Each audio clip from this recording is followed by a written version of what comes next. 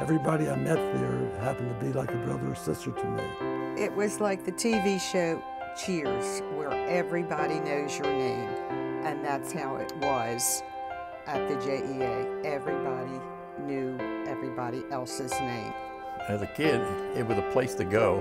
It kept me off the streets. It kept me honest. It taught me a way of living. It was clean and honest and allowed me to develop.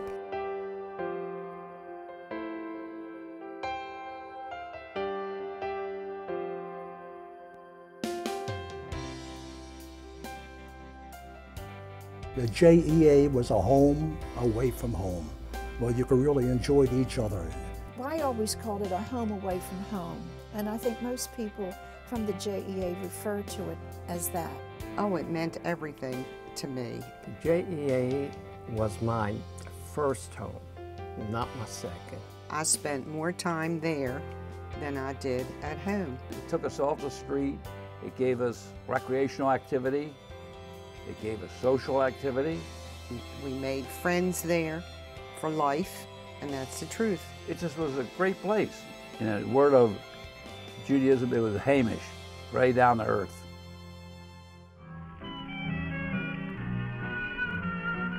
In the late 18 and early 1900s, immigration to the United States was in full swing. There were thousands of Jews who came from Eastern Europe seeking a better life in Baltimore, Maryland. The Jewish Educational Alliance was formed in 1909 and moved into its new building in 1913. The JEA, as it came to be known, was part of a movement of Jewish settlement houses around the country. The original board of directors was comprised of prominent local Jewish families intent on helping Jews who had immigrated to the United States to become more Americanized. Thus, the JEA taught new immigrants classes in their new language, English, and schooled them in various trades. JEA opened basically because there was a need for, we had a lot of new immigrants that came to Baltimore or to America. Oh, it was their first contact with the American way of life, so that they wouldn't feel strange about having the accent and not knowing the language. And they taught the immigrants how to make a living. They taught them a lot of different things. They taught them how to speak English, really. They gave classes to the women on sewing and cooking. It created the atmosphere of teaching them reading, writing, learning English, and then create many job opportunities. The JEA served another purpose, caring for the children of working immigrants. In fact, the JEA operated its own nursery, taught its own kindergarten class, and provided care and activities for kids well into their teenage years. Our parents were in business and they worked 7 days a week, 7 in the morning till 10, 11 o'clock at night.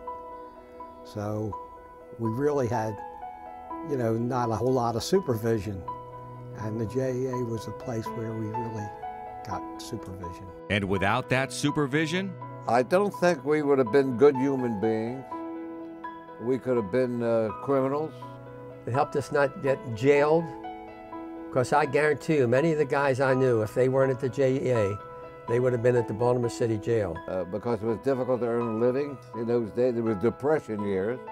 We had about 15 million unemployed. And they were just kept off the street, and they were kept on the right path.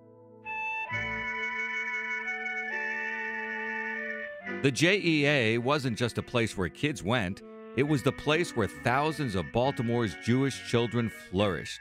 They were exposed to an environment not only rich in Jewish culture and religion, but with opportunities to be immersed in activities. The children formed clubs, usually separated by gender and age, that were often based on their interest in areas such as athletics, music, theater, and literature. Over time, the JEA grew to more than 85 clubs. There were all types of clubs. The club that I was in was basically supposedly for athletics. It was a social, literary. And the object, of course, was offering not just athletics. We had declamation contests, literary contests, journalism. And our cheer was SHO, SHA, MMA, and our colors were black and pink. Not that it matters, but it meant a lot to us. And then, of course, the athletics, the wrestling, boxing, the basketball, football, softball. It was just a wonderful place to hang out. You didn't get in trouble. Even when the JEA was closed, like say on a Saturday, we would congregate on the steps.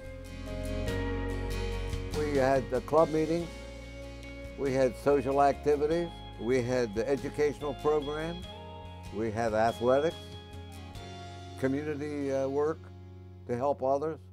You know, in those days you had a lot of poor people, you know, and a lot of people needed help.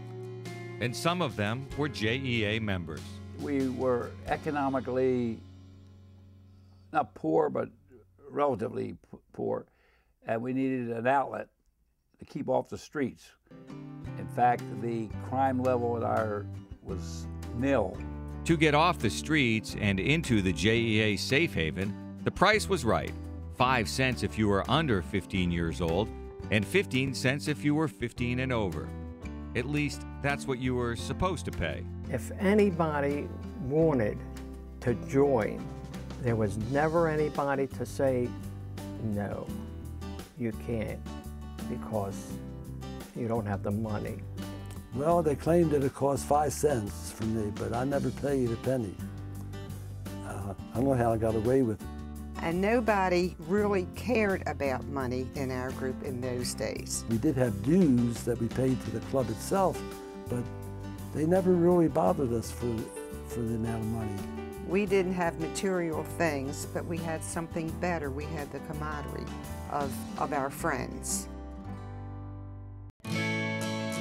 The JEA was such a hotbed of activity that it had its own newspaper. This happens to be the Alliance Citizen. This goes back to 1914. In the Citizen was the JEA's motto, "Let no one be a stranger here." There was something for just about everyone.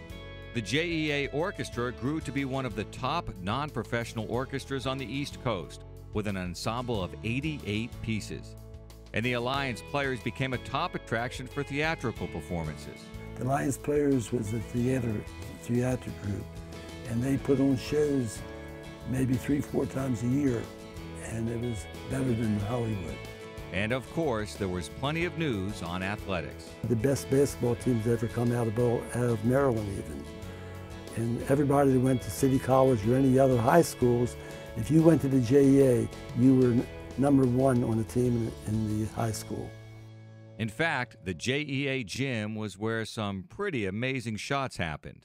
We used to play basketball at the JEA, and JEA had a famous basketball court because it was the only court in the world that had a brick wall. There was a basketball game at the JEA, and they had a balcony where people would be spectators. And we had one fellow, I won't mention his name, fell over the wall. He fell off the balcony through the hoop. Was it right through the basket? Through the basket. And he broke his arm or leg. That's a story I'll never forget. But he made 2 points. But he made 2 points. Ed and Annette Snyder have been finishing each other's sentences for over half a century. I must have been maybe 14 or 15. He belonged to the Reliance Club, and I belonged to the Rooseveltian Club. I knew that I was in love right away. We sort of all paired off with the guys, okay? I paired off with Ed. We were a couple then at that age. She didn't go with any other boys. I never went with any other girls. And look at us now. Look at them now, married for 56 years. There were plenty of other couples that dated at the JEA, although for one member, Albert Patz, the goal was not to end up in wedded bliss. We would look for any young ladies whose father or who lived in a house that had a large playroom, a large house, so we could have a party there. My job was, once we found such people, was to date the young lady who lived in that house. And then we could invite all the guys in to have a party. And so That was my job, and I did it over and over again, and I was always dating different girls, mainly for the chance to have a party at her house. Besides the socializing, there was an abundance of mentoring that was going on at the JEA too. The children that grew up there not only bonded with their peers, but with their advisors, teachers, and coaches. We decided to form a club, and we didn't know where to go. So somebody had mentioned the JEA, and we went and we met Mr. Berlin and Mr. Follis, and they sort of guided us. They were very nice to us. The one who I was most familiar with was Nate Berlin. He was the executive director, and he was really good. And he was a favorite, I think, of everyone at the JEA. And he's the one who brought me to the JEA. He came to me and asked me to come, and asked all of my friends to come to the JEA. For young Ed Snyder, the most important figure at the JEA was Robert Follis. He still remembers the day when Mr. Follis' secretary summoned him. One day, we were playing basketball. She says, "Ed, Mr. Follis wants you." I said to myself, let me go in there and find out what the hell he wants. So I went in there. I'm gonna tear up again. He had a jacket for me that I just couldn't believe. And he gave it to me. He knew that I didn't have any money. My mother had no money. He got that jacket for me. In Robert Follis' honor, the JEA Alumni Association makes donations to 30 different charities every year. It's called the Follis Fund. Another role model, Ishi Luckman.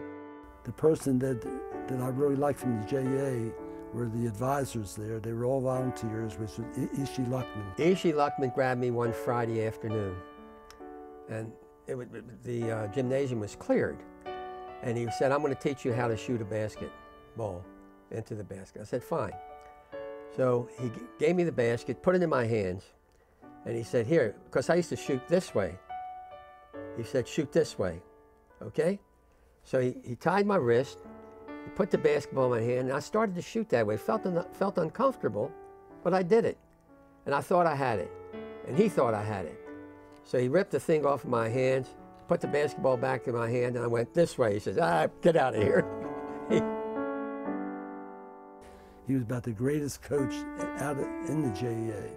He taught everybody how to shoot, and not only that, he corresponded with at least 50, 60 people in the service, this Ishi Luckman. And I named all the albums that we have in his honor.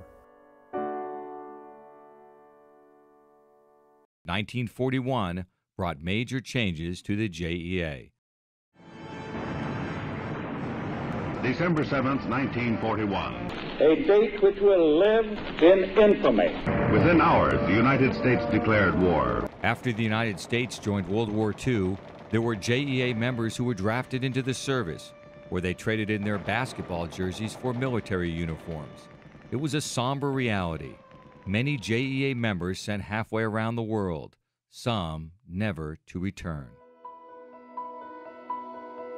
We had over 1,200 people who participated in the military. Their lifeline to home, the JEA's Alliance Citizen. I'm looking at a page here. This page is written from the servicemen to the JEA. And it just tells, they just write, they just keep talking about the JEA. It says, news from the boys in the service. I don't know why I'm crying. We had about 10 people who lost their lives fighting for our country, who were JEAers.